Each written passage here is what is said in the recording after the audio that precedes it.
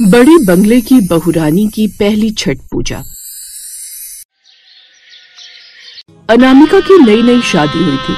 उसके पिता करोड़पति थे और उन्होंने उसके लिए भी करोड़पति घर के लड़के का ही रिश्ता देखा था। अब अनामिका शादी करके अपने ससुराल जाती है तो वहाँ सब कुछ उसके मन मुताबिक था। अमीर घर, नौकर चाकर और उसका पति राहुल भी उसे बहुत प्यार किया करता था। उसकी सास बड़े प्यार से उसका स्वागत घर में करते हुए कहती है, आओ आओ अनामिका बहू, अब से ये घर तुम्हारा ही है, तुम्हें शर्माने की बिल्कुल भी जरूरत नहीं है। माँ जी, मैं बहुत खुश हूँ कि मुझे इतना ओपन माइंडेड और प्यार करने वाला ससुराल मिला है। तो आरती बहन को भी कितनी अमीर घर की इकलौती बेटी मिली है, बिल्कुल खानदानी रिश्ता है ये। अब अनामिका अपने घर में जाती है। सब कुछ उसके हिसाब से होता है। उसे घर का कोई काम नहीं करना होता था, सारा काम नौकर करते थे और आरती उसकी सारी खुशियों का बहुत अच्छे से ख्याल रखा करती थी। ऐसे ही एक दिन आरती अनामिका के कमरे में आकर उससे कहती है, अनामिका बहुत जल्दी से तैयार हो जाओ, आज हमें शॉपिंग के लिए जाना है और आने में भी बहुत देर हो जाएगी, तो तैयार होने में ज्यादा समय मत लगाना। माँ जी, अभी कुछ दिनों पहले तो मेरी शादी हुई है और हमने बहुत सारी शॉपिंग की है, फिर और शॉपिंग करने की क्या जरूरत है। बहू, छठ का त्योहार आने वाला है, इसलिए जरूरत का सामान लेकर आना है, मिठाइयाँ लेकर आनी है, फल लेकर आने हैं, तुम्हारे पहनने के लिए नई साड़ी लेकर आनी है और सूट वो भी तो लेकर आना है ना। माँ जी, पर ये सारे काम तो नौकर भी कर सकते हैं, फिर हमें ये सब कुछ काम करने के लिए जाने की क्या जरूरत है। बहू, हमारे यहाँ इस त्योहार को दिवाली से भी ज्यादा अहमियत दी जाती है, इसलिए हमारे खानदान में इस त्योहार की हर छोटी से छोटी और बड़ी से बड़ी तैयारी परिवार वाले करते हैं, न कि नौकर। और अब तुम इस बड़े बंगले की बहुरानी हो और ये तुम्हारी पहली छठ पूजा है, तो मैं चाहती हूँ कि तुम सारी प्रथाएं और रस्में अच्छे से समझ लो, ताकि आगे जाकर भी तुम्हें कोई भी परेशानी ना हो। अब बड़े बंगले की बहुरानी की पहली छठ पूजा थी, इसलिए वो बहुत खुश थी। अनामिका भी अच्छे से तैयार होकर आरती के साथ शॉपिंग करने जाती है। आरती वैसे तो करोड़पति थी, लेकिन हर चीज पर बहुत मोल भाव करके खरीदती है और अच्छे से अच्छा सामान लेती है। उसे ये सब कुछ करते देखकर अनामिका अपने मन में कहती है, माँ जी तो बहुत ज्यादा मेहनत कर रही हैं, लगता है उन्हें छठ पूजा से कुछ ज्यादा ही लगाव है। अब अनामिका और आरती जब गाड़ी से वापस आ रहे होते हैं तो अनामिका आरती से पूछती है, माँ जी, मुझे एक बात बिल्कुल भी समझ में नहीं आ रही, अगर आप बुरा न माने तो मैं आपसे पूछ सकती हूँ। हाँ हाँ, क्यों नहीं अनामिका बहू, तुम मेरे लिए मेरी बेटी जैसी हो, तुम्हें मुझसे जो भी पूछना है तुम बिना झिझक के पूछ सकती हो। हमारे यहाँ भी छठ का पर्व मनाया जाता है, लेकिन हम लोग इतने ज्यादा उत्साहित नहीं होते जितने आप हो, तो आप मुझे बताएंगी कि आपको छठ के त्योहार की इतनी ज्यादा खुशी क्यों है। जब मेरी शादी हुई थी और मैं इस घर में आई थी तो 7 साल तक मेरे कोई बच्चा नहीं था। उसके बाद मुझे मेरी पड़ोसन ने छठ का पर्व करने के लिए कहा और जैसे ही मैंने ये मन्नत मांगी कि मैं छठ का पर्व रखूंगी, अगर मेरी संतान हो गई तो उसके 6 महीने के अंदर ही राहुल मेरे गर्भ में था। तब से मैं छठ मैया का व्रत पूरी श्रद्धा से रखती हूँ बेटा। अनामिका ये सुनती है तो उसकी भी श्रद्धा छठ मैया के लिए जाग जाती है। अब बड़े बंगले की बहुरानी की पहली छठ पूजा थी, इसलिए अनामिका भी कोई कसर नहीं छोड़ना चाहती थी। अगले दिन छठी मैया का त्योहार था, इसलिए अनामिका पूरे घर में अच्छे से लाइट्स लगा देती है और पूरे घर की अच्छे से सफाई करती है। उसे इतनी रात को काम करते देखकर आरती कहती है, क्या बात है बहू, तूने ही तो बोला था कि छठ मैया के त्योहार की ज्यादा तैयारी नौकर कर सकते हैं, फिर तू इतनी रात गए इन तैयारियों में क्यों लगी है। माँ जी, मैं इस बड़े बंगले की बहुरानी हूँ, इसलिए इस घर की जिम्मेदारियों को संभालना मेरा भी तो काम है ना। और जब आप इस त्योहार को इतनी अहमियत देती हैं, तो आपकी बहू होने के नाते मेरा भी कुछ फर्ज बनता है। आरती भी ये देखकर बहुत ज्यादा खुश होती है कि अनामिका भी छठ पर्व की तैयारी के लिए बहुत ज्यादा खुश थी। और अब अगली सुबह छठ का त्योहार था। अनामिका की तरह आरती भी अब सुबह सुबह तैयार होकर आती है, लेकिन जैसे ही अनामिका ने आरती को छुआ तो उसे तेज बुखार था। ये देखकर अनामिका ने कहा, माँ जी, आपको तो बहुत तेज बुखार है, इस बुखार में आप छठ का इतना कठिन व्रत कैसे कर पाएंगी। कोई बात नहीं अनामिका बेटी, शायद शॉपिंग और भाग दौड़ की वजह से मेरी तबीयत बिगड़ गई होगी, अपने आप ठीक हो जाएगी। नहीं माँ जी, ये छठ का पर्व हम अपने बच्चों को दे सकते हैं, आप ये व्रत मुझे दे दीजिए। आज से इस व्रत का पालन मैं करूंगी और वैसे भी मुझे भी तो आगे जाकर संतान प्राप्ति के लिए छठी मैया से ये व्रत मांगना ही है, तो मैं आपसे ही व्रत मांगती हूँ। लेकिन ये बहुत ही कठिन व्रत है मेरी बच्ची, तुम ये व्रत कर भी पाओगी? तुम शुरू से बहुत नाजों से पली बढ़ी हो, मुझे नहीं लगता कि तुम्हारे लिए ये व्रत रखना आसान होगा। माँ जी, मैंने जो अपने मायके में इतने सालों में रहकर नहीं सीखा, वो सब कुछ मैंने कुछ महीनों में यहाँ सीख लिया है। आप बिल्कुल भी चिंता मत कीजिए, मैं ना ही आपके विश्वास में कमी आने दूंगी और ना ही मेरी श्रद्धा में। आप मुझे सब कुछ अच्छे से समझाना, और बड़े बंगले की बहुरानी की पहली छठ पूजा में बहुरानी ऐसा व्रत रखेंगी कि हर कोई उसकी तारीफ करेगा। इसके बाद आरती अनामिका को सब कुछ समझाती है कि छठ के व्रत में क्या क्या नियम कानून होते हैं, क्योंकि अनामिका ने इससे पहले छठ का पर्व तो मनाया था, लेकिन कभी छठ का व्रत नहीं किया था। और उसके बाद अब अनामिका 3 दिन का कठिन व्रत रखती है।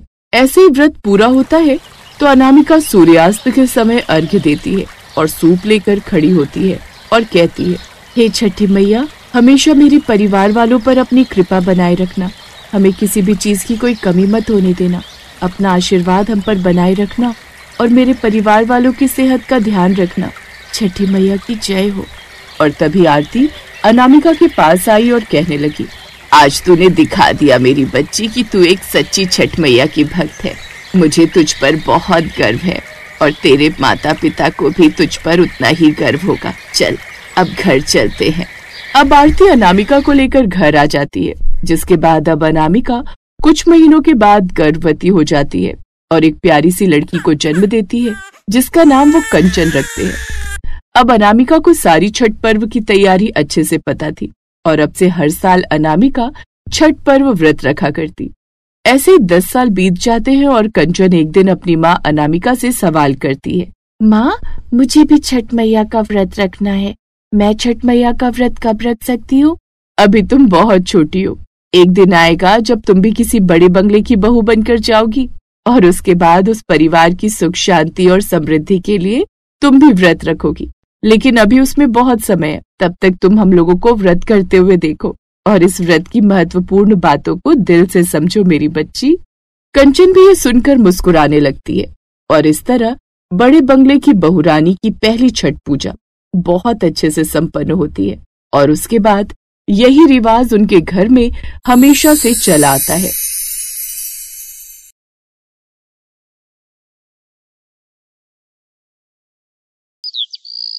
पारुल एक गरीब घर की लड़की थी। उसके माता पिता अपाहिज थे। एक रोज एक पंडित उनके घर आता है।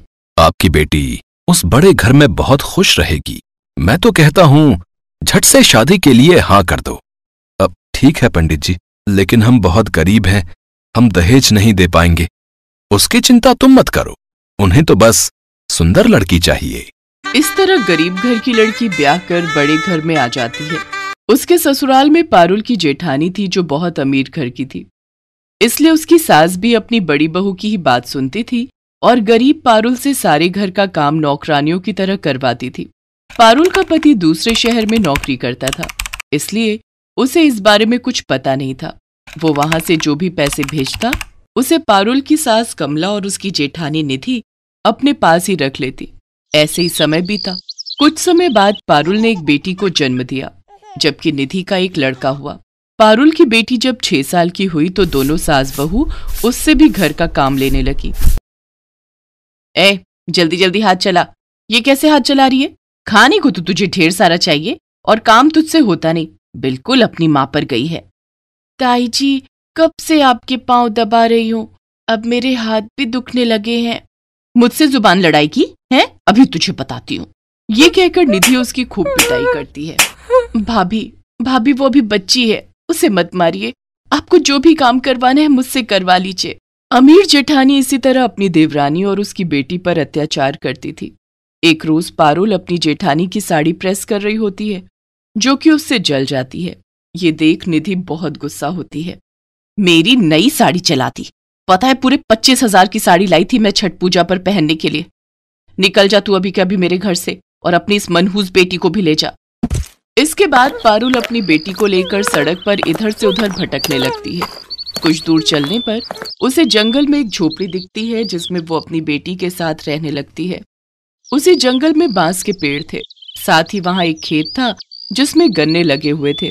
जिन्हें देख पारुल के मन में ख्याल आता है, कुछ दिन में छठ पूजा आने वाली है, बाजारों में खूब भीड़ होगी, तो क्यों ना मैं इन बांस का सूप और गन्ने बाजार में जाकर बेचूं। ये अच्छा मौका है थोड़े पैसे कमाने का। दोनों माँ बेटी मिलकर सारी रात बांस का सूप बनाती हैं और अगले दिन वो दोनों गन्ने और सूप उठाकर बाजार में बेचने निकल पड़ती हैं। अरे वाह, ये बांस का सूप तो बहुत ही अच्छा लग रहा है। ये कितने का दिए? जी 100 रुपए का है। और ये गन्ने? 30 रुपए के। ऐसे ही पारुल थोड़ी कमाई करके पैसे कमाती है, जिससे वो अपना और अपनी बेटी का पेट पालती है। तो वहीं दूसरी तरफ निधि अपनी कार से बाजार में शॉपिंग करने जाती है, जहां से वो छठ पूजा का सामान लेकर घर आती है। ऐसे ही छठ पूजा का दिन भी आ जाता है। गरीब पारुल पूजा का थोड़ा बहुत सामान लाती है और पूरी श्रद्धा के साथ इस व्रत को करती है। फिर सुबह नदी में खड़ी होकर छठी मैया और सूर्यदेव की पूजा करती है। तो वहीं अमीर जेठानी अपने घर में बने स्विमिंग पूल में खड़े होकर पूजा करती है। पारुल प्रार्थना करती है, हे छठी मैया, सुना है आपकी पूजा करने से जो मांगो मिलता है। माँ, मेरे पति को जल्दी से हमारे पास भेज दीजिए। मैं अपनी बेटी को अब और दुख में नहीं देख सकती। छठी मैया उसकी मनोकामना पूरी कर देती हैं।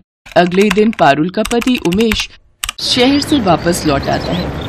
रास्ते में उसकी नजर अपनी बेटी और पत्नी पर जाती है, जिन्हें देख उमेश उनके पास जाता है। ये क्या हालत बना रखी है पारुल तुमने अपनी और मेरी बच्ची पिंकी की? फिर पारुल उसे सारी बात बताती है, जिसे सुनकर उमेश को गुस्सा आ जाता है और वो अपने घर जाता है और अपनी भाभी से कहता है, भाभी, आपने ये ठीक नहीं किया। आखिर क्या जरूरत थी उन दोनों को घर से निकालने की? उस 2 टके की औरत के लिए मुझ पर चिल्लाने की जरूरत नहीं है। और उसकी हैसियत ही क्या थी? वो तो बस इस घर की नौकरानी जैसी थी।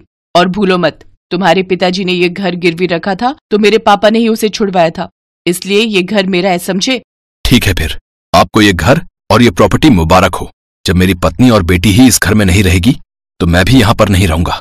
इसके बाद उमेश अपनी पत्नी और बेटी को लेकर वहाँ से चला जाता है और एक अलग घर लेकर उनके साथ खुशी खुशी रहने लगता है।